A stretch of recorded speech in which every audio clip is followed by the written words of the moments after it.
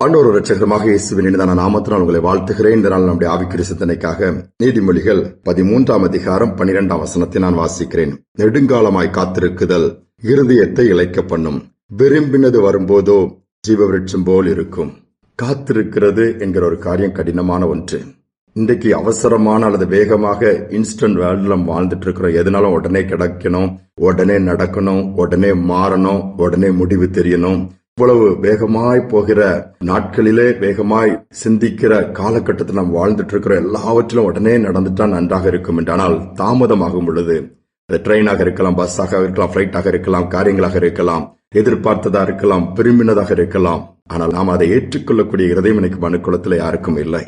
அது அதிக துக்கத்தை கொடுக்கும். நெடுங்காலமாய் காத்திருப்பது இருதயத்தையே இழைக்க பண்ணிவிடும் சொல்லப்பட்டிருக்கிற வேதத்துல 1 சாமுவேல் புஸ்தகத்தை வாசித்தீங்கன்னா, எல்கானாங்கிற ஒரு மனிதனுக்கு 2 மனைவிகள், ஒன்று பெனினாள், இன்னொன்று அன்னாள். பார்க்கும் பொழுது அந்த அன்னாளுக்கு பல வருடங்களாய் ஒரு வேதனையான ஒரு அனுபவம் என்னென்றால் குழந்தை இல்லை, அதனால் ஏற்படுகிற நிந்தை. பெனினாள் எப்பொழுது பார்த்தாலும் அன்னாளை நிந்தித்து பேசிக்கொண்டே இருப்பாள். பெனினாளுக்கு ஏராளமான குழந்தைகள் உண்டு. அதனாலே இந்த அன்னாளை எப்பொழுது நிந்திக்கும் பொழுது உள்ளம் உடையும். தேவாலயத்திற்கு போகும் பொழுது கூட அங்கும் பிரச்சனை தான். அப்போ வருஷந்தோறும் எருசலேமுக்கு போகும்பொழுது இதே பிரச்சனை. ஒரு நாள் அங்கே ஜெபாலயத்தில் போய் அன்னாள் அழுகிறாள். இந்த 1ஆம் அதிகாரம் 1 சாமுவேலிலே 11ஆம் வசனம் தெளிவாக சொல்கிறது. சேனைகளின் கர்த்தரை நோக்கி விண்ணப்பம் பண்ணுகிற ஆண்டவரே, என் சிறுமையை பாருங்க, நான் கடந்து வருகிற நிந்தையை பாருங்க. நீர் என்னை நினைத்தருளி ஒரு ஆண் பிள்ளையை கொடுத்தா அந்த பிள்ளையை உமக்குன்னு ஒப்பு கொடுப்பேன், உமக்கு தான் அது சொந்தம் சொல்லி அப்படி ஒரு ஜெப விண்ணப்பத்திலே ஆண்டவருக்குரிய காரியம் அங்க இருக்கிறத பார்க்க முடியுது.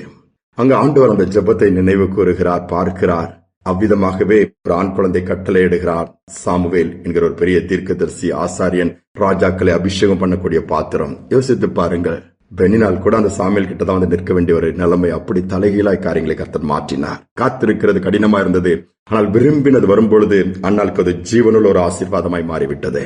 வாழ்க்கை அதிக நாட்களாய் காத்திருந்து சோர்ந்து போயிடாதீங்க. காத்திருக்கிறோம், எப்போ நடக்கும் புலம்புறதை விட்டுட்டு நம்முடைய ஜெபம், நம்முடைய கேட்கிற காரியத்தில் ஆண்டுடைய நாமம் மகிமைப்படுவதற்காக அல்லது ஆண்டுடைய ராஜ்யம் கட்டப்படுவதற்காக ஏதாவது ஒரு லைன் இருக்குதான்னு பாருங்க. சுயநலத்திற்காகவே, நம்முடைய தேவைகளுக்காகவே, நம்முடைய விருப்பத்திற்காகவே அல்லது சத்துருவை பழிவாங்குவதற்காகவே கேட்கிற ஜெபங்கள் அதிகமாய் கேட்கப்படுவதில்லை. அன்னாளுடைய ஜெபத்துல பாத்தீங்கன்னா, நீர் ஒரு ஆண் குழந்தை கொடுப்பீரனாடா, எனக்கே நிந்தை மாறிடும், அந்த பெண்ணினால பழி வாங்கிடுவேன், நானும் சமுதாயத்துல காமிப்பேன்னு சொல்லி கேட்கவே இல்லை. மாறாக என் ஆண்டவருக்கு என்று கொடுப்பேன், ஆண்டவருக்கு ஊழியம் செய்வான், ஆண்டவரை மகிமைப்படுத்துவான், அவருடைய ராஜ்யத்தை கட்டுவான். எவ்வளவு அருமையான ஒரு ஜெபம். நம்முடைய ஜெபங்களை கர்த்தர் கொஞ்சம் யோசித்து பார்ப்போம். அதிக நாட்களா ஜெபிக்கிறேன், அதிக நாட்களா போராடுறேன், ஒரு மாற்றமே இல்லை, ஒரு காரியமே நடக்கல. நீங்கள் அன்னைக்கு கொஞ்சம் சிந்தித்து பாருங்க. ஒரு அருமையான குடும்பம் எனக்கு தெரியும். திருமணமாகி பயங்கர எதிர்பார்ப்பான குழந்தை பாக்கியமே இல்லை. 1 வருடம் 2 வருடம் இல்ல, 10 வருடம் அல்ல, 15 வருடத்தையும் தாண்டிடுச்சு. ஆனா ஆண்டவர் ஒரு நாள் அந்த சகோதரி ஜெபத்தை கர்த்தர் கேட்டாரு. சகோதரி கணவன் அந்த அளவு ஆண்டவருக்குள்ள இல்லைனாலும் அந்த சகோதரி ஜெபித்து தனக்கு ஒரு ஆண் பிள்ளை கொடுப்பீர் என்று சொன்னால், நம்முடைய ஊழியத்தை நான் அர்ப்பணிப்பேன். அந்த சகோதரி கர்த்தர் நினைவு கூர்ந்தார். ஆண் குழந்தை மட்டுமல்ல, மீண்டும் ஒரு பெண் குழந்தையும் கொடுத்தாரு. குடும்பமே ஆச்சரியப்படுகிற விதத்திலே, மருத்துவமே வேப்படுகிற நிலையில ஆண்டவர் அந்த குழந்தையை கொடுத்து ஆசீர்வதிச்சாரு. யோசித்து பாருங்களா, அது வந்தபோது அந்த குடும்பத்தில் எவ்வளவோ சந்தோஷம்.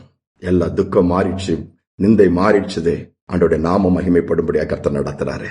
இதுதான் காட்ஸ் டூயிங். நீங்க காத்திருக்கிற காரியத்தை குறித்து சோர்ந்து போக வேண்டாம். மாறாக என் ஆண்டவர் மகிமைப்படும்படியான காரியங்களை கேளுங்க. உங்கள் விண்ணப்பத்திற்கு பதில் வரும். அது ஜீவ விருட்சம் போல இருக்கும்.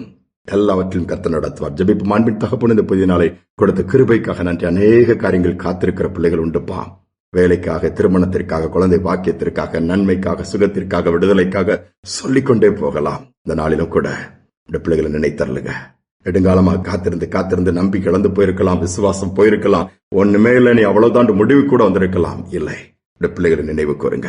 இந்த நாளில் தூக்கி விடுங்க, தைரியப்படுத்துங்க, தட்டி கொடுங்க. ஜெபங்கள் எல்லாம் உம்முடைய இருதயத்திற்கு ஏற்றதாய் நீ பிரியப்படத்தக்க விதத்திலே மாறட்டும் அப்பா. சுயநலமாக அல்ல, பெரிய காரியங்கள் செய்யுங்க. இந்த நாள் முழுவதும் நடத்தல் இருக்கட்டும். இந்த நாளிலே அடைப்பட்டிருக்கிற வாசல்கள் திறக்கட்டும் அப்பா. அற்புதங்கள் நடக்கட்டும், கிருபை உண்டாகட்டும். துதிகனமை மேலாமுக்கு செலுத்துகிறேன் இயேசுவின் நாமத்தில் பிதாவே, ஆமேன், ஆமேன்.